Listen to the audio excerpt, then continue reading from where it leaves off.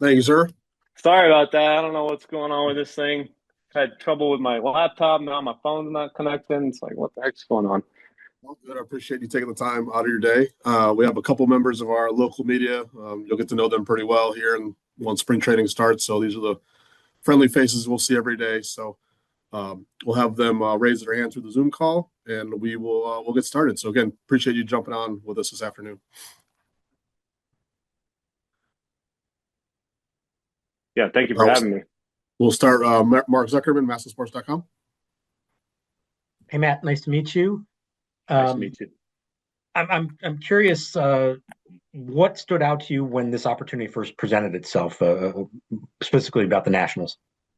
Yeah, I mean, I saw an organization that you know is making some changes and bringing in Paul and the rest of the group.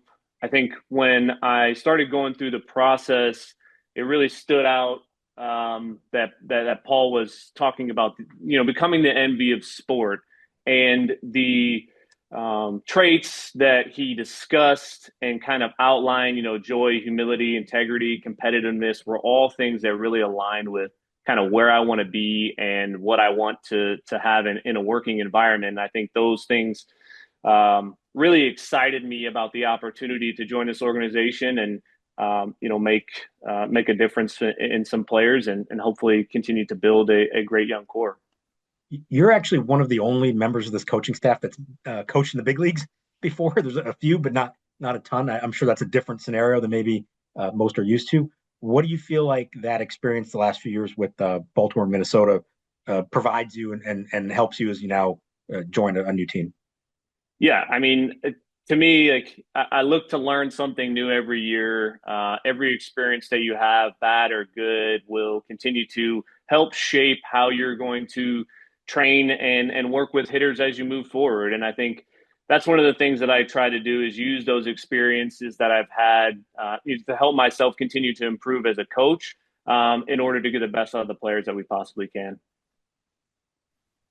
Bobby Blanco, MassSports.com.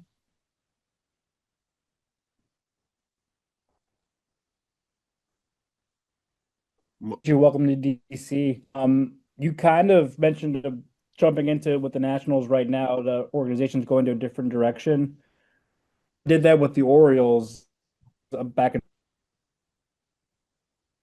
when Sorry, Bobby, you're cutting in and franchise out. appeals to you. Sorry, I missed the last part there. Can you go again, Bobby? You're cutting in and out.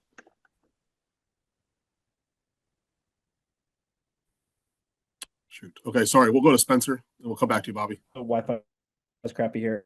Can you hear me? Is it okay now? Sorry. Yeah, you're better now. No worries.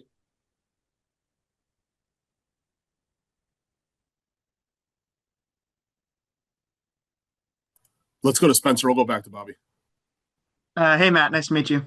Nice to meet you. This is maybe too much of a loaded question early on in the process. But when you think about what makes a good hitting coach in 2026, what are the sort of traits that jump out to you or come to mind? Yeah, I mean, in my opinion, like the relationships that you're able to build with the players, kind of getting on their level and getting to know them as people first, and just showing them how much you really care about them as a person, as well as continuing to develop and understand, what they've done in the past and what they can really do to continue to improve. And to me, that's the most important thing is developing that relationship, letting them know that you really care about them as a person and you're looking to help them improve and get the most out of their ability. And we're going to be able to leverage all the cutting edge tools that we're going to have to be able to give them access to all the things that they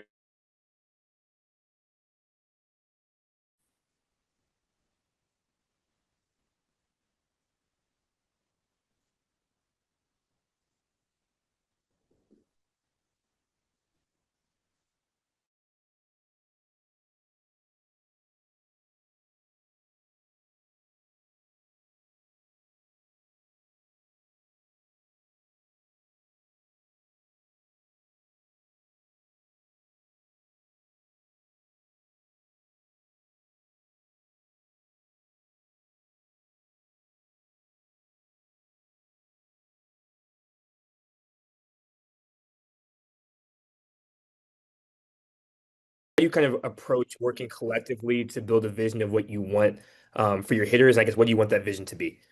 Yeah, I think like collaboration, communication are going to be extremely important. I think they're always key on a staff, but especially when you're talking about like three hitting coaches on the same staff. We have a little bit of everything in terms of Andrew coming from a driveline scenario, and then Sean with some playing background, and then also like having some experience in the AAA level with Seattle. Continue to have like tight knit conversations and having those relationships with those guys so that we can be on the same page and continue to build with the players. I think that's going to be, I know, a really big part of that. And to me, it's always a collaborative. It's always a collaborative effort, whether that's with the the coaches on our staff outside of the hitting staff, but also each one of these players has their own team of people that have really helped them get to where they're at right now. And our goal is just to be a part of that team and help them along the way and really give them everything they need every day to perform at their best. And looking at the Nats numbers last year as a whole, like they hit the ball really hard. I think they're like top 10 in like hard hit percentage, but they also hit the ball on the ground a lot and had a low like launch angle. So I guess like how do you approach changing that as a staff where like there is a positive they hit the ball hard, but also just not in the air? I guess how do you kind of approach that as a staff? Yeah, I mean, ultimately our goal is going to be as an offense is scoring runs, right? So like the whatever we can do to help ensure that we're doing the best we can to score as many runs, whether that means driving the ball in the gap over the fence more often, whether that means moving the runner, getting the extra base, and finding ways to get guys in. I think we try to take a full team approach with that.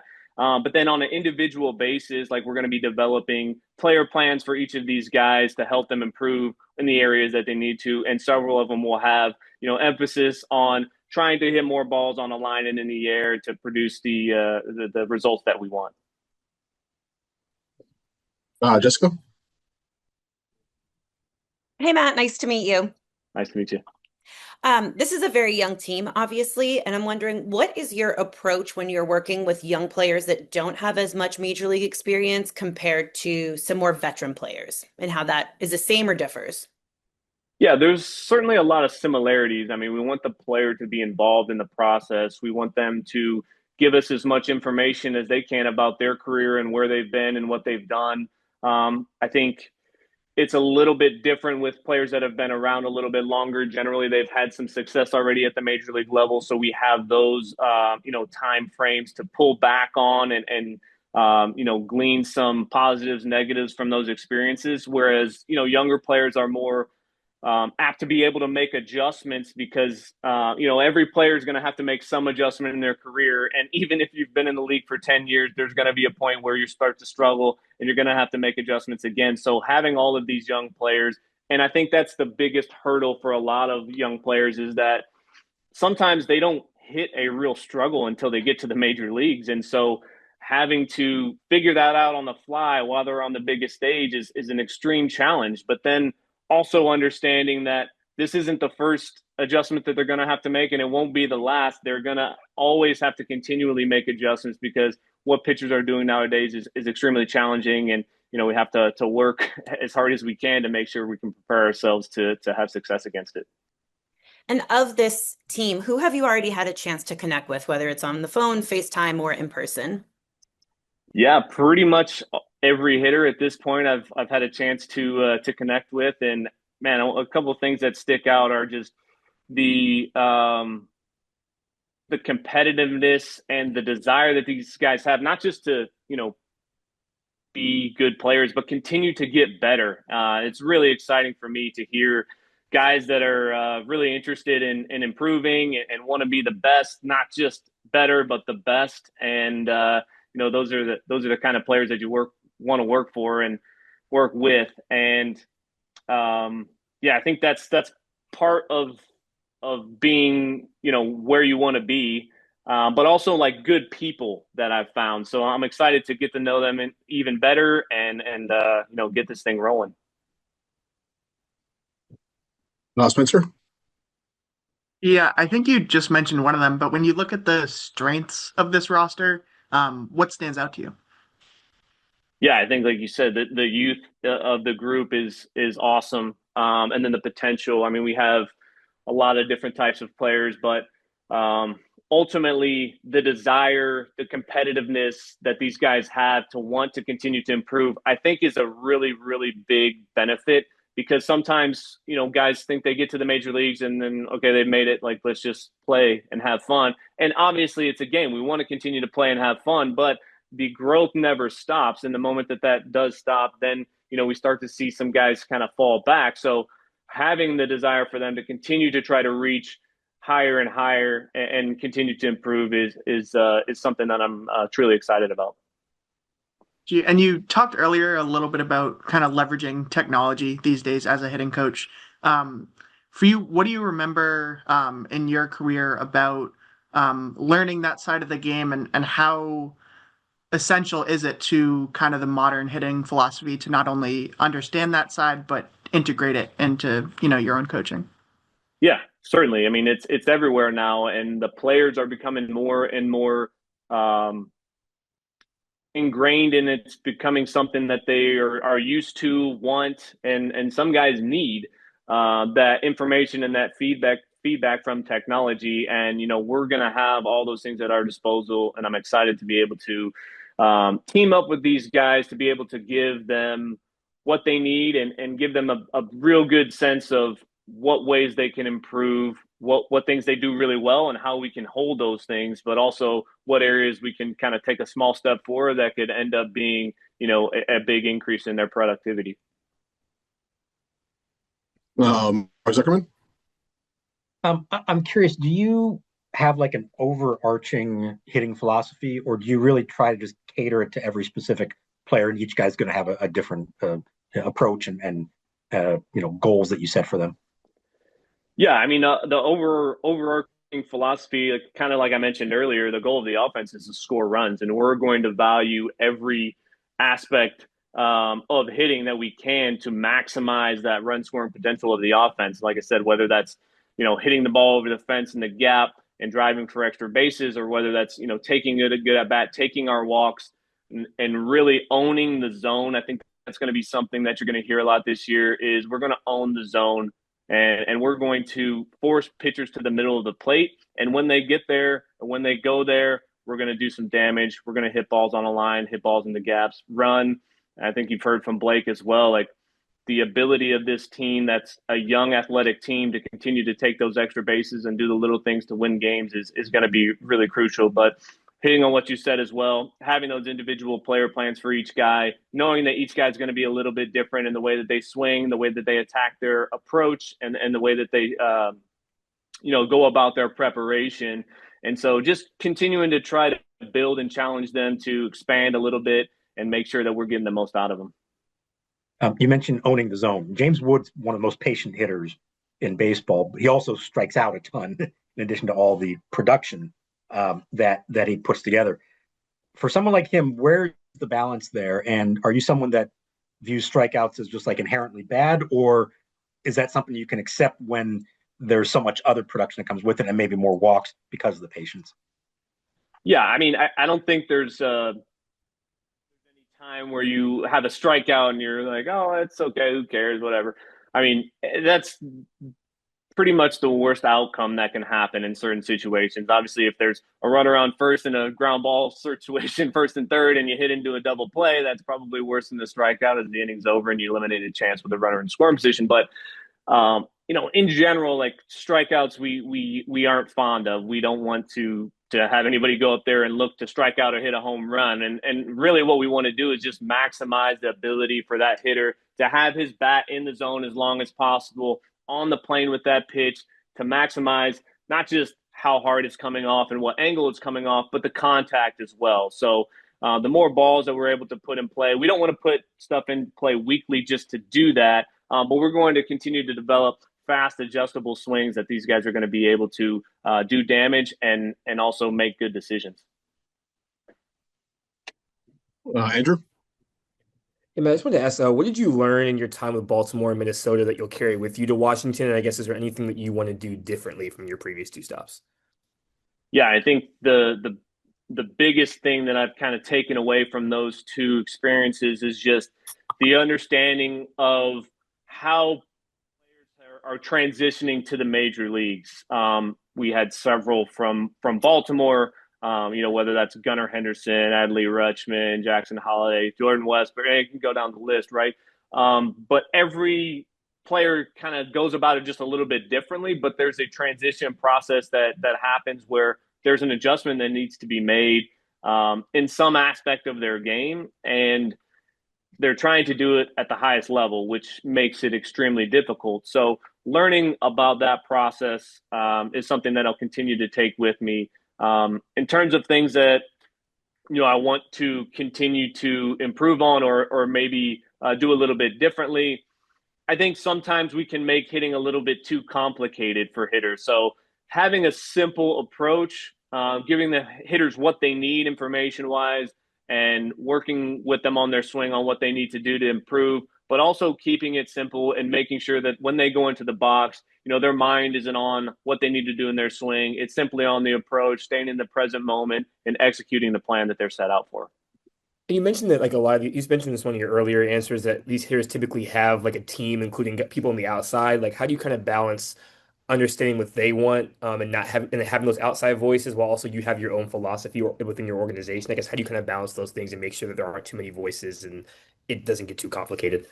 Yeah, for sure. To me, connecting with those people is a big part of it. So I've made contact with majority of those people already, and I think it's all to help the player, right? And whether it comes from me, whether it comes from them, or whether it comes from the janitor, as long as it's going to continue to help that player improve, it doesn't really matter to me. So getting on the same page, something that they've worked on before has helped them get to where they are now and continue to improve. So what I want to do is get to know those things, what's worked in the past, what hasn't. All the information can help make informed decisions for that player as we move forward. So balancing that, and then just giving my thoughts when needed, collaborating together, and already having some of those conversations with other people. They want the best for the player as well, the same way that we do. So collaboration to me is a big part of having those conversations with people that already have teams in place.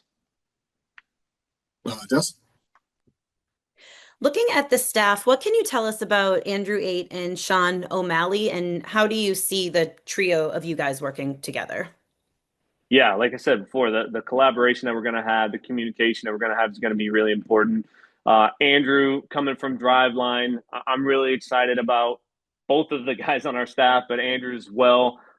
He brings a lot of organization. Obviously, Driveline has been, very well known for what they've done on a player development scale. So bringing those type of guys in that can help us continue to expand, and then also like with Sean, having some experience at the AAA level, coaching, and then in major leagues playing. I think that gives us another advantage there to have someone that's kind of gone through it with them as well. I've been coaching for a while, but I haven't stood in a major league box before. So being able to have all of those different perspectives and bring them together with a group that doesn't have an ego and doesn't want to be the guy with the right answer. We're just looking for what's right for the player. So really excited about our staff and excited to get going. And as you made your way up to the point that you're at now, who were some of your mentors, the people that you went to for advice in this position? And there's been a ton. I don't know if I can even come up with one or two, but there's been a lot of people that have helped me, whether that's hitting coaches, whether that's, managers in the past. And I've been really lucky with both the Twins and Baltimore Orioles to be able to be around a lot of really good hitting coaches and just baseball people in general. From Baltimore, whether that was, working with Ryan Fuller there, he's now with the Chicago White Sox, working with Pete Fatsi, who's the Boston Red Sox hitting coach. Dylan Lawson, I coached with in college, who was with the Yankees, now is the Red Sox assistant hitting coach. So I've kind of been lucky to be around a lot of really good hitting minds and good just baseball people in general have helped me kind of develop not only a hitting philosophy that I think can continue to help players improve, but also the way to go about it with each guy, knowing that each guy's a little bit different and you can't just kind of put a overarching theme on each guy. You give, two guys have the same exact issue that you're trying to attack, and you give them both the same drill or the same plan, and one might work perfectly for one guy and it might be a disaster for the other guy. So trying to figure out all those ins and outs, the art of coaching, if you will, is something that really, I've learned a lot about, and I've had a lot of people in my corner that have helped me. And, that's why we continue to do it, is because of those reasons there. All right, we'll finish up with Spencer. So I know bat speed is obviously a major part of the modern game, and I know it's kind of individualized based on the player, but how much is increasing bat speed, I guess, a part of your philosophy, and B, what is maybe your experience in helping players accomplish that? Yeah, I mean, I think having bat speed is a really important part of the modern game, like you said, and it's becoming something where a lot of guys know that this is an area that they can improve on, and it can help them, hit the ball harder and give them maybe a little bit more time to recognize the pitch, so on and so forth. So, we're going to continue to focus on ways that we can make their swing better. Part of that is bat speed. Another part is like helping their swing pass. So like I said, that bat speed is developed at an angle that's going to be able to handle as many pitches as possible. So we want it to be fast with bat speed, but we also want that thing to be adjustable to handle a bunch of different shapes and speeds. As you guys have seen, the type of things that these guys are throwing, and now they're even throwing more off speed than they are fastballs, and the average fastball velocity continues to rise and go up, and especially in the playoffs, which is what our goal is to get to. So having that bat speed, having that fast, having that adjustability, those are all going to be focuses that we're going to have with the hitters to continue to improve and make sure that they're seeing that type of stuff that they're going to see in the game. You mentioned, and again, I'm sure you brought this and these ideas to players, but players are also bringing these ideas to you. I'm curious, what do you find that players are approaching you with the most these days? What are the sort of traits that they're most interested in, kind of on a general basis? Traits in terms of like hitting philosophy or technology, or any, bat path could be one, plate discipline could be another, bat speed. Like what do you find that most hitters are most interested in? I would say, like you said, bat speed has been something, especially over the last couple of years, that a lot of guys are really interested in as they see, programs that have been developed to help those guys kind of increase their bat speed, and knowing that, hey, if I increase my bat speed, a mile an hour or 2 miles an hour, like it's really going to help my game overall. And so that's probably been one of the biggest things that I've noticed from talking to players. Every guy's going to be a little bit different, though, and I think the important thing for me and for our organization is to find that with each hitter. And one of the overarching themes that I've seen with a lot of these guys, and it lines up perfectly with my philosophy, is that we need to own the strike zone. We need to trim the edges, get them to the middle of the plate. We don't want to attack the pitcher's pitches on the corners, because those are pitches that we're going to be really challenging to put in play hard. As well as laying off those pitches, sets us to take the chase pitch, and then force them more to the middle. We get in better counts, we make better decisions, and we have more guys on base, force the pitcher to throw more pitches, so on and so forth, to help as a team offensively.